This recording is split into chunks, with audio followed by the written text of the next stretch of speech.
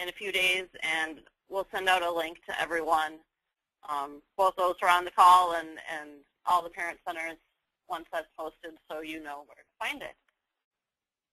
And with that, I am going to turn things over to Carmen Sanchez. Hi, everybody. Thank you so much for being on this webinar on performance measures. Today we're going to go over some of the history, some of what you need, and I'll talk about the objectives in a little bit. And I'm also joined by Larry Law and Mike Norman from the study group, who are contractors to do this work. So, Gretchen, if you go to page 2, the objectives of the webinar are to increase your understanding of both the performance measures, also your understanding of the results we've had in the past few years, and what's expected of you as a federal grantee in relation to this performance measures.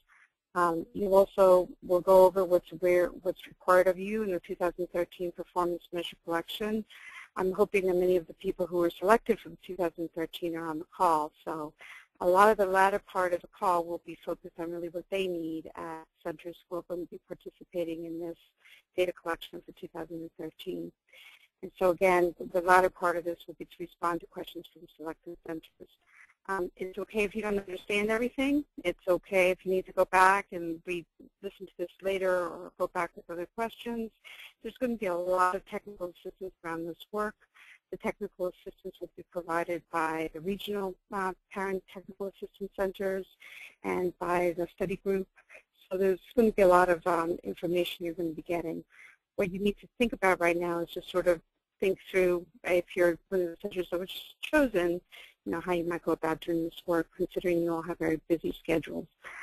In the past, we have been the first of the different programs within OSEP. Technology and media services is one program, technical assistance and dissemination is another, and we're one of the programs. We're among the first to get out of the gate, so to speak, to do this data collection, and that's gone very, very smoothly in the past years, and so I expect it will go very smoothly this year also.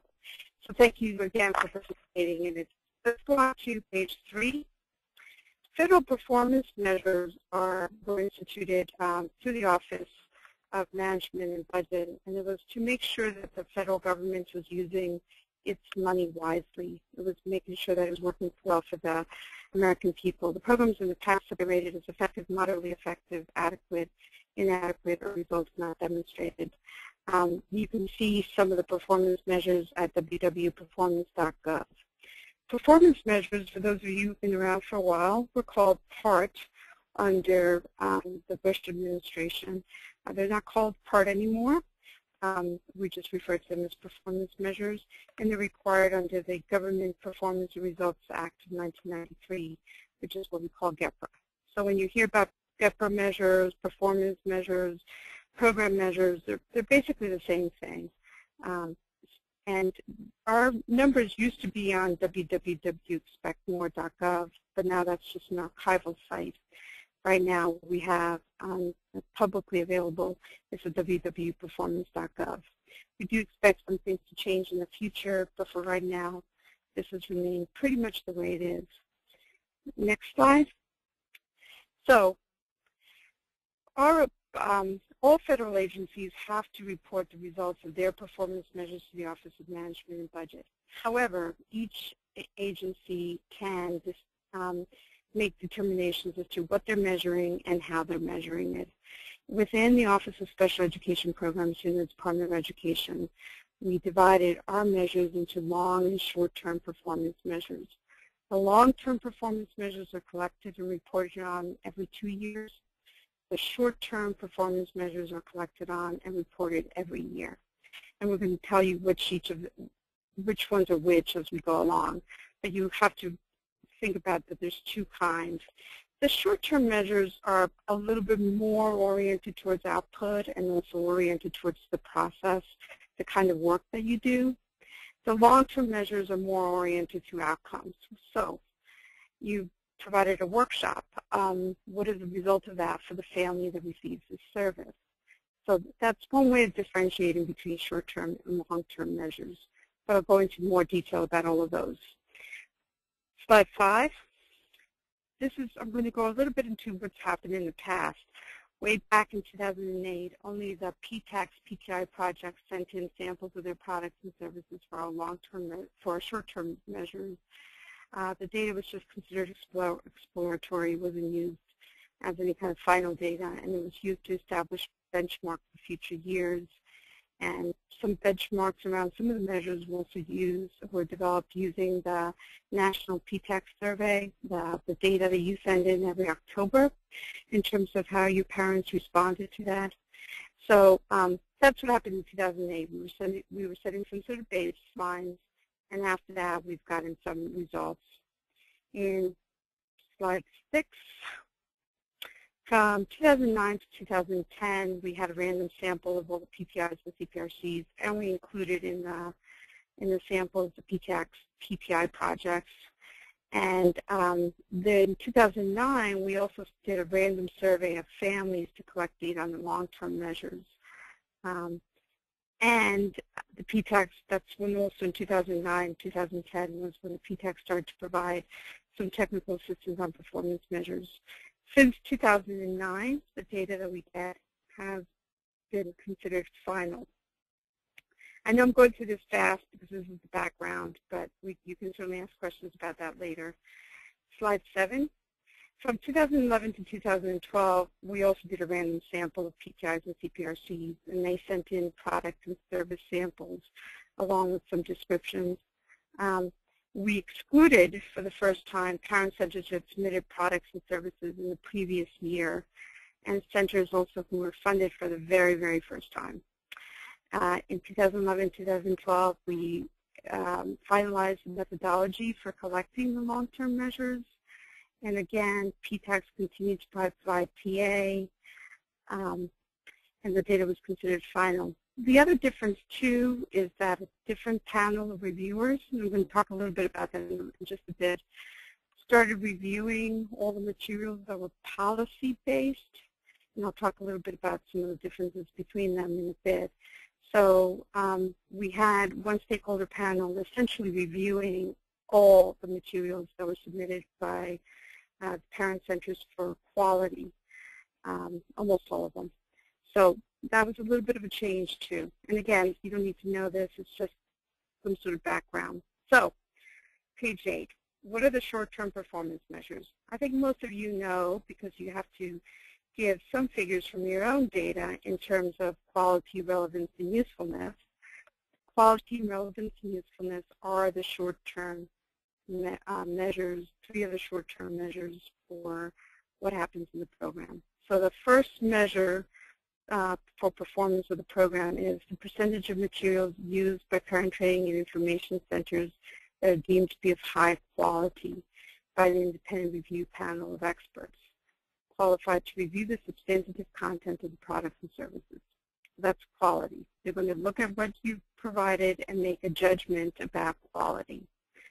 Measure 2 is the percentage of parent training information center products that are of high relevance to educational and early intervention policy or practice, again, by an independent review panel of experts. Again, an independent review panel of experts are going to determine if your services are highly relevant. Let me also provide a little bit of a footnote here. You'll notice that it says Parent Training Information Centers. That is actually the name of all the programs that we have under for parent training. So that includes the PTIs, it includes the Community Parent Resource Centers, and it includes the Parent Technical Assistance Centers. So in this case, even though it says Parent Training Information Centers, we are included the Community Parent Resource Centers in this. So the first one is high quality, the second is high relevance. As we go on to slide 9, the third is the products and services that are considered useful to improve educational and early intervention policy or practice, again, by an independent review panel. And the fourth short-term measure is the federal cost per unit of output provided by the Parent Training Information Centers by category. That's going to change a little bit, but those are big, the 4 short-term performance measures. Notice that it says here as determined by an independent review panel of experts. And that's why we need to have these these submissions sent in to us these descriptions of the kinds of services you provide, because they're going to be reviewed by an independent panel of reviewers. We can talk a little bit more about them and how the Mike and Larry help us with figuring out who the panel will be and so on. The long-term measures, this is slide 10. There's 2 of those. And one of the long-term measures is that the parents served by the Parent Training Information Centers will be more knowledgeable about their rights and responsibilities under IDEA. The second long-term measure is going to be parents served by Parent Training and Information Centers will be able to advocate for scientifically or evidence-based practices for their children. So that's the outcome. Because of the services you provided, parents know more about their rights and responsibilities, and they can advocate for the appropriate services for their children. If we go on to page 11, I'm just going to show you the results, which have consistently, pretty consistently been going up. And I don't see 2012. Oh, 2012 is later, sorry. In 11, for quality, you'll notice here that a panel of experts, they reviewed the products and descriptions provided by the selected projects. One panel used to review the evidence-based products, and another panel would review the policy-based products. And you can see those numbers there. There's 83.5 was our number in 2009, and then it went a little down to 76.3, and then in 2001, 89.4. But in all cases, we exceeded our target. Now, a lot of people ask, well, who's the panel? Like I mentioned, we have 2 different panels. We have a stakeholder panel, which is people who would be very knowledgeable about what parents need, and we also have a scientific panel that reviews only for quality in the parent program, and only for those products and services that are considered evidence-based. Those panels are comprised of individuals, people here in the department and elsewhere send recommendations for people that they think can do a good job as being part of a panel. I would send those names on to Mike and Larry, and then they would look at those names and then decide, call people up and put together the panel. But I'm not aware of, and nobody is in the department as to who's on the panels. We just don't know. We just provide them with names, and then the panelists are selected among those names. We will not give names of people who have a vested interest in how this would come out. So we wouldn't give names of other parent-centered projects or other people who would have any kind of possible conflict of interest in serving as panelists. So that's who the panels are. So let's go on and look at the numbers for relevance and usefulness. If you go on to page 12. I'm sorry, page 12 is going back to quality. It tells you how we rate quality. So in quality, it's a possible 9 points that the panel would rate the product or service on. And those possible 9 points are across 2 dimensions: substance, what the actual content is, and the communication to be considered high quality. And they have to answer these questions that you see right there. Does the product reflect the best of current research and theory or policy as demonstrated by their approach, framework, appropriate citations, or other evidence that it's sound? And then the communication criteria would be, does the product have clarity in its presentation because it's well organized, free of editorial errors, and appropriately formatted? So those are the questions that they answer. For the substance criteria, the points can be anywhere from 0 to 6. For the communication, they can use the products and services can be given anywhere from 0 to 3 points. Anything where the total score on these 2 measures is 6 or above is considered high quality. So the numbers you saw back in 11, and then to that 89.4% of the materials that were submitted and were reviewed got a score of 6 or higher in this to be considered high quality. Page 13, relevance and usefulness. I'm going to give you the numbers for both relevance and usefulness. They're very similar. In 2009, for relevance, We had a target of 95, and it wasn't that. It was 89%. Usefulness, we had an 86.3, and again, the target wasn't that. In 2010, we had 97.5 for relevance and 95% for usefulness. And in 2011, 98.5 for relevance and 92.4 for usefulness. You can see from this, the numbers are super, super high. I mean, really, it's only one product or service that would make a difference, and some of them wouldn't make the difference between meeting the target and not meeting the target. So to see this kind of variation when we're so high in these numbers is not surprising. And it's not clearly a cause of concern for us at all. So how do we measure relevance? Let me go on to page 14. Relevance is, again, a score of 6 out of possible 9 points that's across 3 dimensions: the need for it, the pertinence, and the reach. So the need criteria would be, does the product or service attempt to solve an important problem or critical issue? Pertinence would be, does the product or service address the problem or issue facing the target groups? And reach is the product or service applicable across many populations within the target group.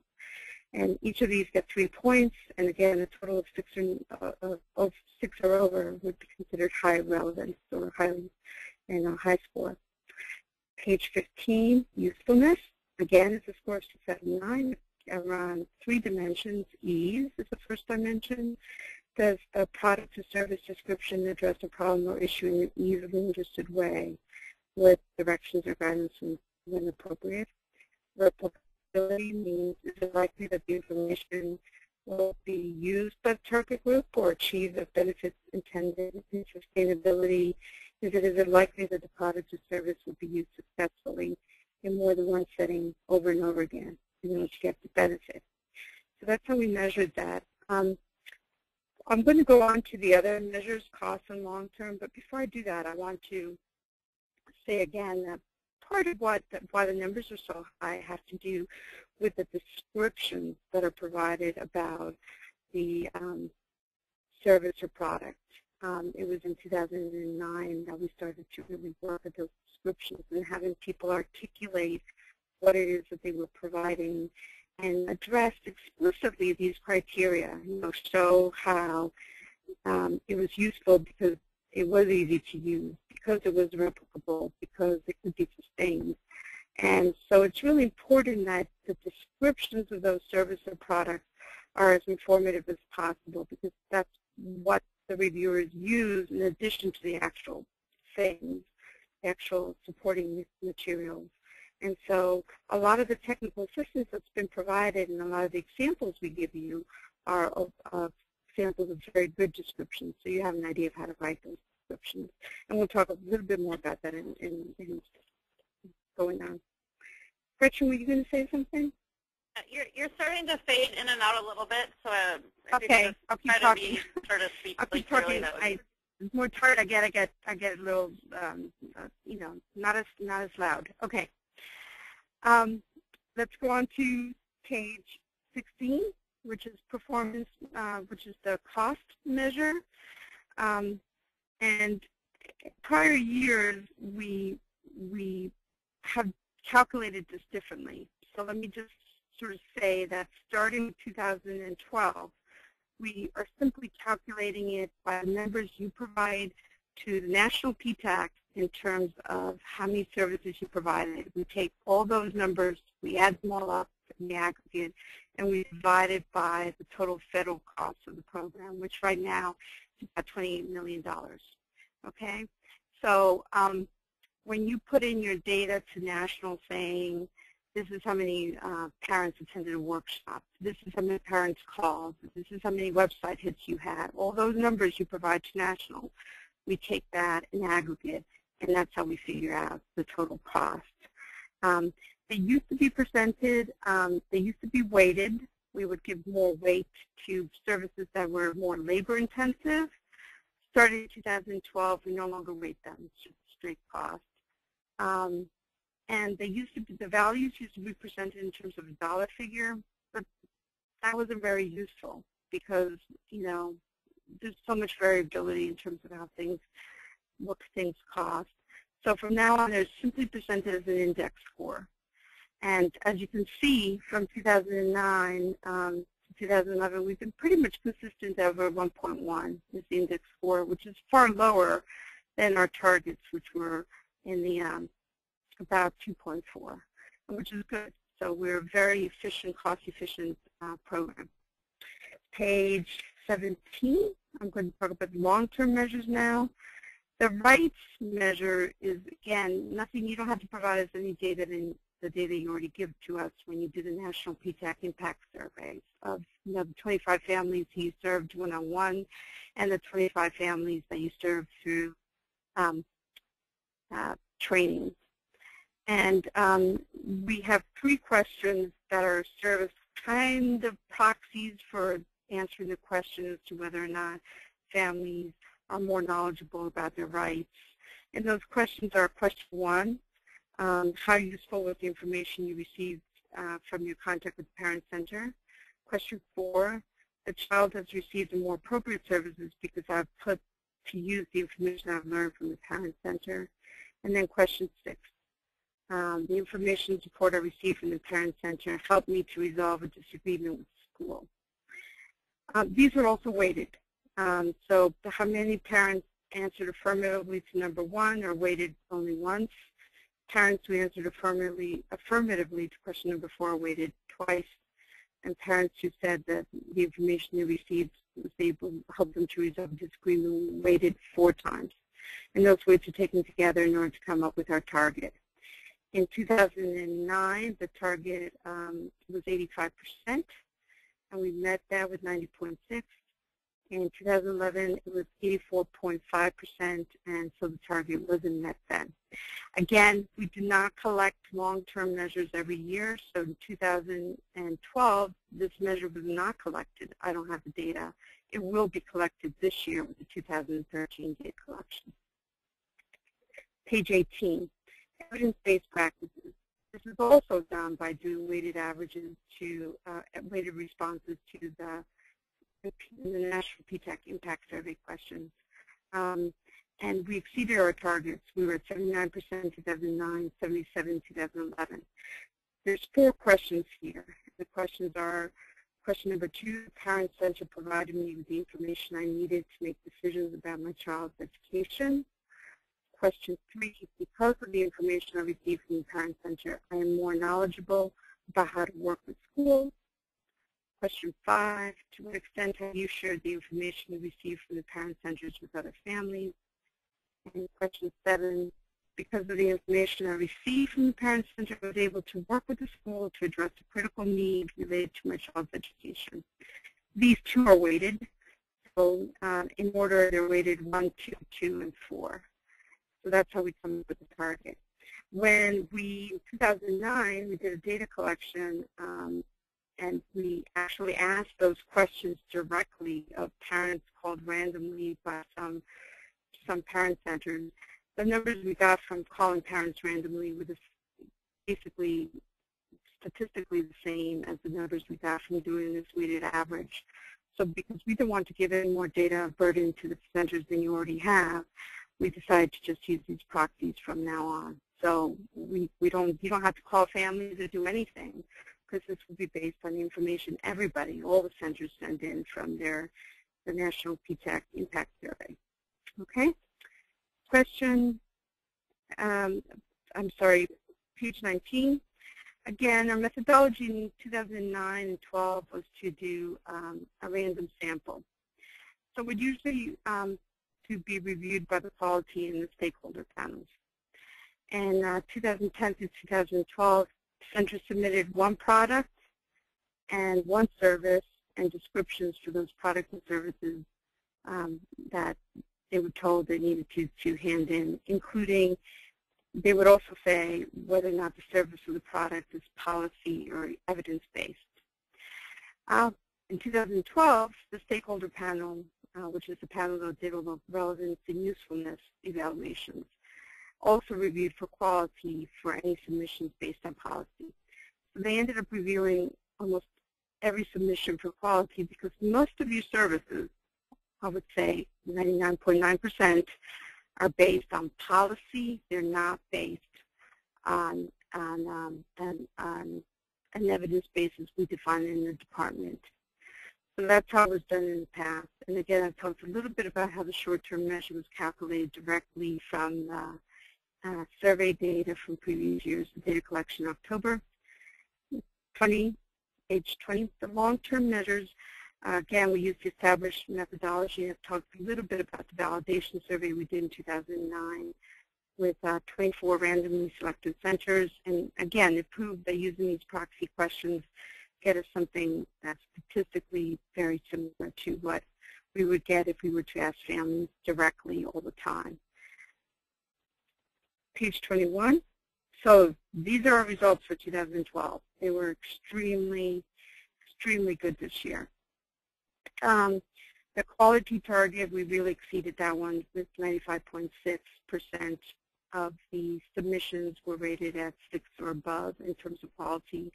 For relevance and usefulness, they were at 100%. Every single one of them received at least a minimum of a 6. I've looked through the scores, and I mean, on average, they're far higher than 6. They're between 7 and 8. So the panel certainly found that the level we provided was very high quality, very relevant, and very useful. The cost was at 1.3, which is still far lower than what our targeted number was in terms of the index. So things went really well in 2012, and like I said, I expect that they will go very well in 2013. And so these are our numbers. There'll be some variation when we're this high from year to year, but again, it's not anything that we really need to worry about per se in terms of the quality of the program. 22. What will happen in 2013? Can I just need a few more requests again to, it's Talk something a little louder. low, Okay. if it's from the cell phone or what, but. Yeah, okay. I apologize that I have to be on the cell phone, but our landline is not working here in the department. And so it's probably the cell phone and so you know, that I tend to have a very soft voice as I go on. So the collection methodology for 2013. We selected 28 centers across all the CPRCs and PTIs. Have been totally randomly selected to be sent in. You'll notice it's in bold, service descriptions for the quality, relevance, and usefulness. We've decided that there really wasn't a significant difference between product and service in terms of the numbers we were getting. Furthermore, we think it's very difficult sometimes to separate out what's a product and a service because much of the time you're not just giving people materials cold.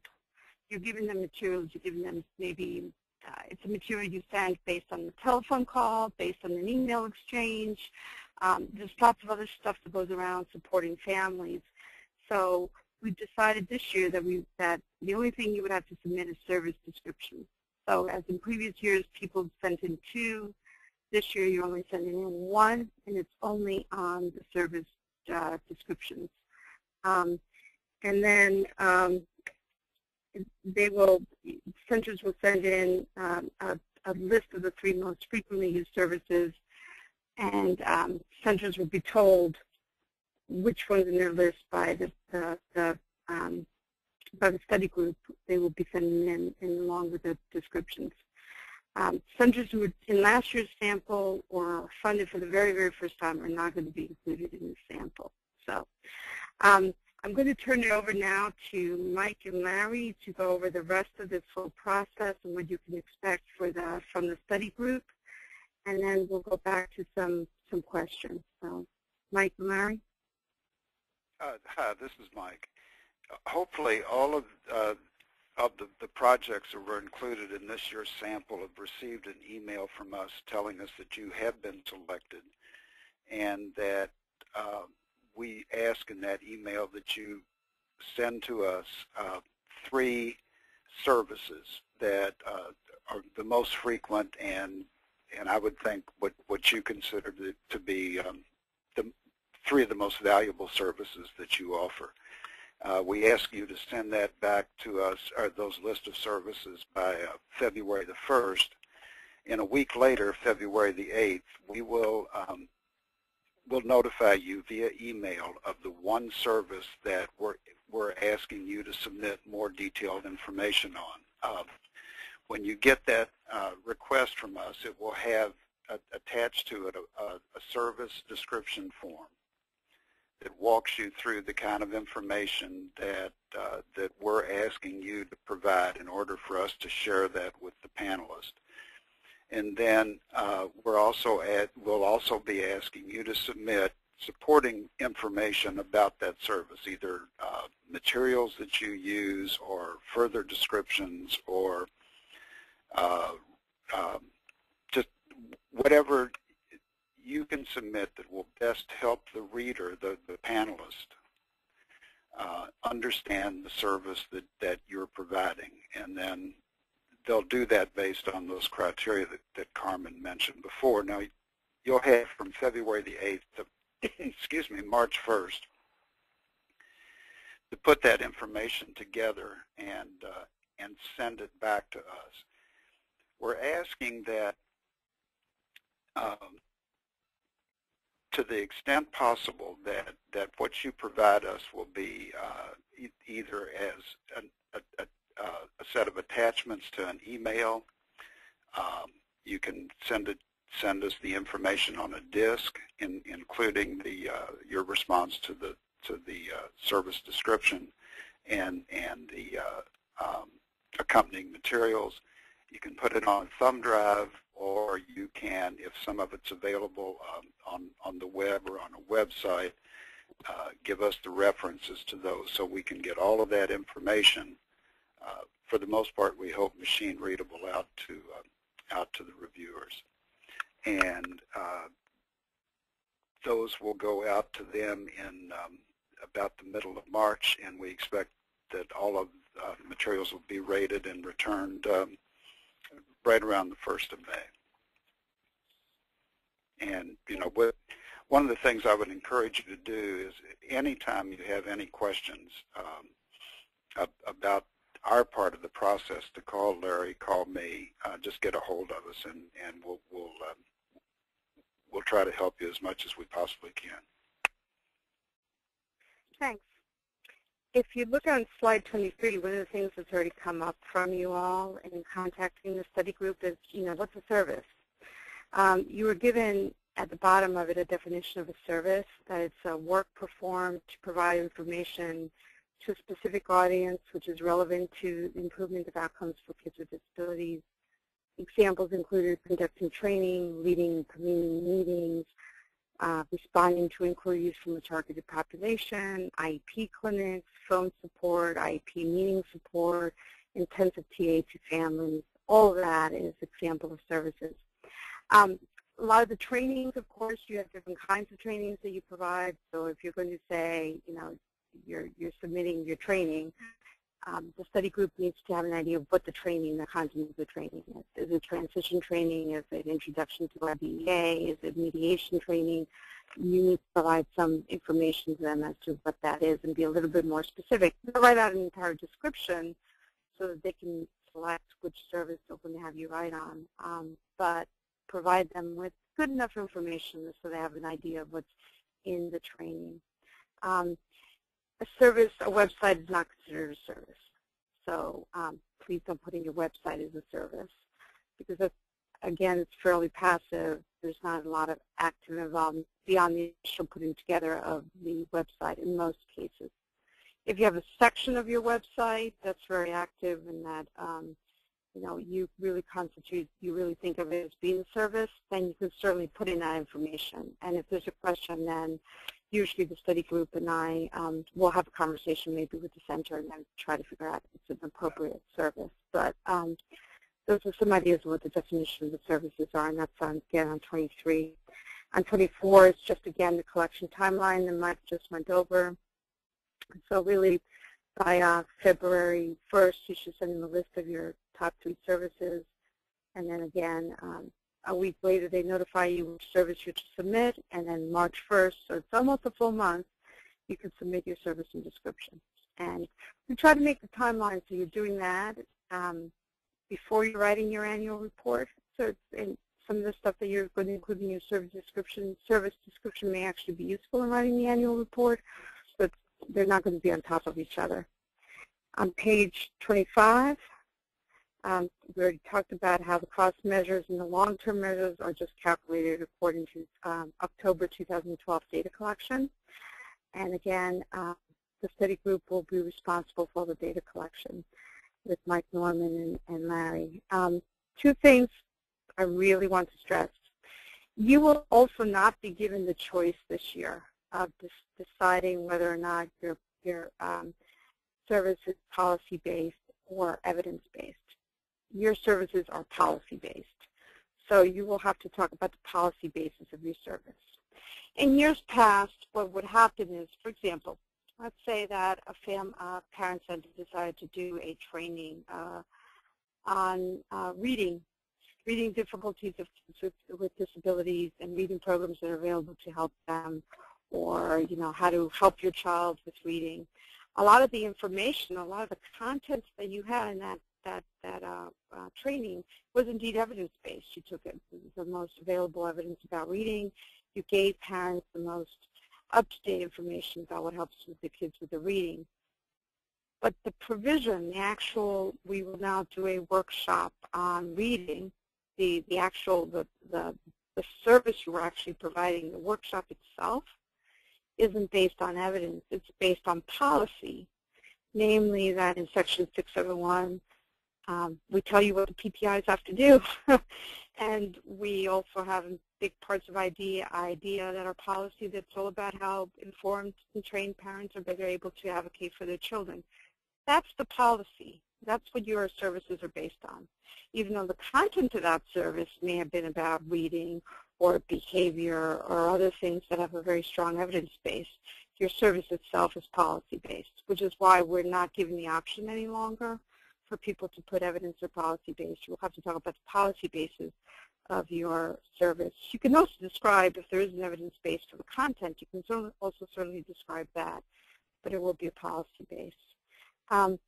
Lastly, we're not asking for anything at all by paper. We really want the descriptions and the materials to be sent electronically. That's how the reviewers will be going through it. It can be, you can have your description and embed within the description a web link to where they can find that information. One of the centers that we looked at today to figure out who are going to be some of the exemplars we're going to give out to you, I had a link to a Dropbox where everything was in that Dropbox, and I guess they must have made that Dropbox public somehow. So if you want to go to a website where you're housing all of this so people can go and look at it, that's fine.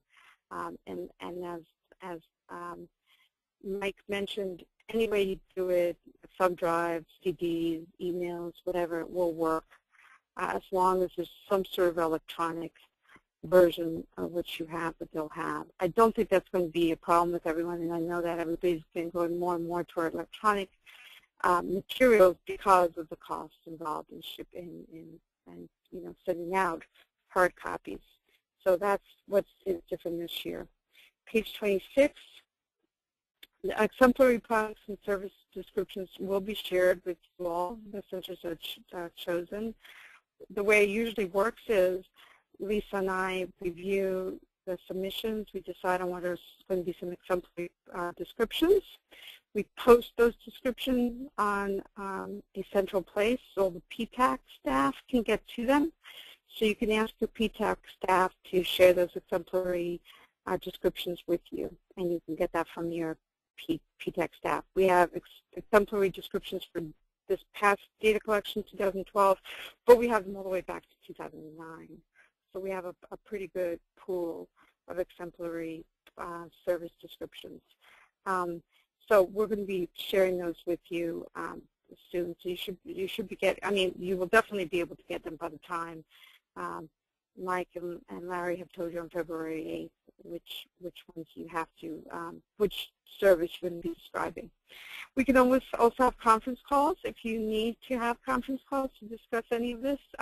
It hasn't happened a lot in last year because people are much more comfortable with this process, but we can definitely schedule a conference call if we need to, involving PTACs, the study group, me, whoever you think would be useful to you. So that's the kind of technical assistance that's going to be available to you.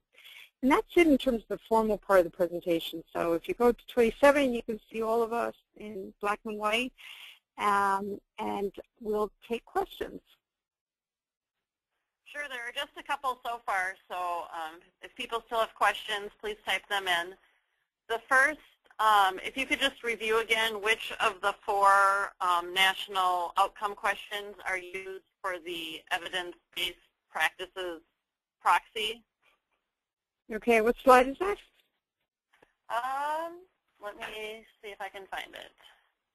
Okay, here we go. Okay, just try to find it. I think around slide 10. Slide 10? So the long-term measure, I'm just wondering which outcome questions. Right. I don't think it's that one because that's not the one with the notes. Keep going and I'll find it. Okay. What's the next question? And I'll look for that one. The next question is parent centers will not receive any individual feedback on their full submission. Is that correct? That's correct. This is a question that comes up all the time. This is a measure of the program, not of individual centers. And we've discussed this quite a bit internally and also with the study group, and we really think it's much more useful not to do that. Okay, so you will not be notified of your individual results. If you were chosen in 2012, I can tell you everybody's results were that you were all highly relevant and highly useful because it was 100%. So you can assume that things were rated, they were rated highly. But no, this is a measure for the entire program. And so the descriptions we're going to be giving out as exemplar products and services. I have to exemplar services this year. I have to say we could have chosen others because the scores were generally really, really high. But there's a variety of things that we did. We wanted to have a variety of, we wanted to have CPRCs in the mix. We wanted to have PTIs in the mix. We wanted to have a variety of services. So if you were in the 2012 and your service wasn't chosen to be an exemplar product, doesn't mean it wasn't very good. It just means we had a lot of ways in which we could give out examples without overwhelming people.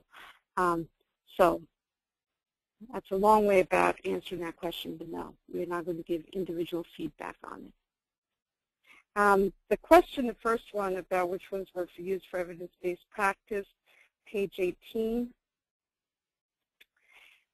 And there were 4 questions, and the first one was the question 2 when you do the impact survey. The parent center provided me with the information I needed to make decisions about my child's education. The second one was question 3. Because of the information I received from the parent center, I am more knowledgeable about how to work with schools. Question 5. To what extent have you shared the information you received from the parent center with other families? And then question 7. Because of the information I received from the parent center, I was able to work with the school to address a critical need related to my child's education. And again, we don't do this in a kind of individual way. We take all the positives from the national data collection all together, and we divide it by the number of people who could have responded to that question positively. And again, things are weighted so that question 5, question 7, they were able to work through a critical issue gets more weight than simply getting the information you need to make decisions about your child's education, which is a little bit more passive question 2. Okay? All right. The next question is, how much detail should be provided in the descriptions of the 3 possible services to be used for the full write-up that's due on February 1st? You will have to provide detailed information that addresses all those areas I've already spoken about, and that's actually in the description. So when you get, Mike, you want to talk a little bit about what kind of guidance they get? Yeah, I think it's a different question, Carmen. That if I understand the question correctly, it's about the 3 services they will submit from which we will choose one. Correct. And all we need is like a good sentence or 2, because once we've identified and send back to you the service that will go to the panel, that's when we'll ask for, and with the service description form, a much more detailed description of that one service. So as long as it's clear what it is, the service that you're offering, as some of the suggestions Carmen made, then that's fine. You'll have the chance, once the service is identified, to go into a good bit more detail about it and provide supporting materials. Great, that was helpful. Another question that I got here, and I know I've received some emails from too, is some centers are kind of wanting to double check to be sure that they weren't selected. They don't think they've received emails. But I know all of the regional and national PTACs and OSEP have that list. So if any centers are still unsure whether they're one of the selected ones, they can reach out to any of those groups. Yeah, let me add, too, that Larry has been placing calls to all of the selected centers as a follow-up, just to make sure that there was no glitch in the email. So okay, great. If you don't get a call and you didn't get an email, there's probably a pretty good chance you weren't selected this year. And in the past, we've had some emails that didn't quite check out. So this time, Lisa and I and the other project officers worked more at making sure that the email list was clean, and where possible, it was an email, not a general mailbox, but an email to a specific person. So we think that will probably help. And then if the study group doesn't hear from you, you know, by February 1st, and you know, and you have been selected, they'll reach out. But at any time, like Gretchen said, the study group, of course, has a list of selected centers. OSEP has a list of selected centers. The PTACs have a list of selected centers, and so does National. So asking any of us if you're on the list, it should be fairly easy. Someone's asking again about this webinar, and yes, we have recorded it, and we will be posting it on the portal, and we'll send out the link to everyone once it's ready and online. Those are all the questions I'm seeing. Let me again say just how spectacular you all in the parent centers have been throughout this whole process. You have all these years. Every year it gets smoother and smoother, but even in 2009 it was a very smooth process, and everybody is incredibly responsive. And the quality of the stuff that we get, the quality of the descriptions, the quality of the materials that back up the description is really, really, really high. And it shows in our numbers. So I think one of the good things that's come out of this whole process is your ability to articulate even better just how very good you are, just how very good you are at providing services, reaching families, meeting their needs, empowering them to advocate for their kids. So, you know, this isn't about, you know, it isn't about you or anything like that. It's really about giving you a chance to shine and show how good your services are and how responsive you are to the needs of families. And so it's been just wonderful. So I just can't thank you enough for everything that you all do every day to serve families who need you and everything you do to be as responsive as possible when the feds come down and ask one more thing of you. So thank you again. All right, thank you, Carmen, for your presentation today, and for Mike and Larry for joining us. And just a reminder that you can contact the study group or the PTACs or OSEP if you have any questions as we move along this process. So thanks, everyone, and have a great day. Bye. Bye. Thank you.